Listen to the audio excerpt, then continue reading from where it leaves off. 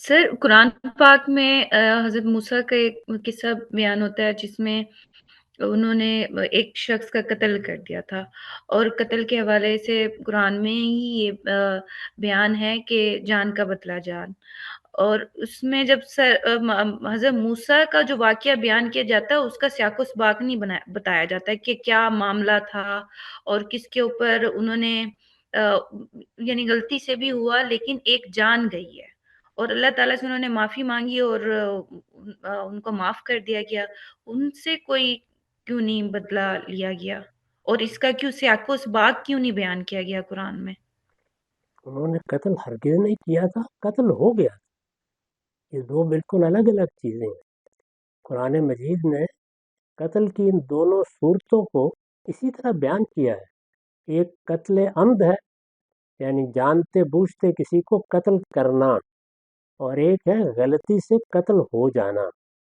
مثال کے طور پر آپ کہیں شکار کھیلنے کے لیے گئے، تیر چلایا، اندازہ نہیں ہو سکا اور تیر کسی کو لگ گیا۔ آپ نے اپنے گھر کے باہر کوئی کام کرنے کے لیے گڑھا کھودا، غلطی سے اس پر کوئی نشان نہیں لگایا، کوئی آدمی گرا، اس کی جان چلی گئی، اس کو قتل خطا کہتے ہیں۔ سیدنا موسیٰ سے یہ ہوا تھا، یعنی قتل ہو گیا تھا، غلطی سے یہ معاملہ ہو گیا تھا۔ دو لوگوں کو لڑتے ہوئے دیکھ کر وہ چھڑوانے کے لیے آگے بڑھے۔ اس طرح کے موقع پر جذبات برانگیختہ ہوتے ہیں۔ ایک شخص نے کچھ غلط رویہ اختیار کیا تو انہوں نے اس کو دھکیلنا چاہا پیچھے، لیکن وہ ہاتھ ایسا کچھ پھیر ڈب پڑا کہ وہ قتل ہو گیا، مر گیا۔ تو یہ ہوا تھا۔ اس میں قصاص نہیں ہوتا۔ اس میں قرآن مجید نے بیان کیا ہے کہ اگر کوئی مقدمہ ہوگا تو دیت ادا کی جائے گی، اور اس میں آدمی کو اپنے نفس کو پاکیزہ بنانے کے لیے روزے رکھنے چاہیے۔ تو اس میں قصاص کا کوئی سوال ہی نہیں۔ وہ جس جگہ رہتے تھے وہاں ظاہر ہے کہ کوئی امن و امان کی صورتحال نہیں تھی۔ بنی اسرائیل کے ساتھ بڑا ہی ناروا سلوک کیا جا رہا تھا۔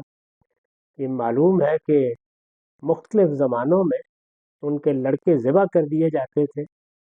وہ کسی انصاف کی توقع نہیں کرتے تھے۔ یہی صورتحال جب اندازہ ہوا کہ پیش آ جائے گی اور قتل خطا کو قتل عمد قرار دے دیا جائے گا اور اس طرح ان کی جان لینے کی کوشش کی جائے گی، تو وہ وہاں سے نکل گئے۔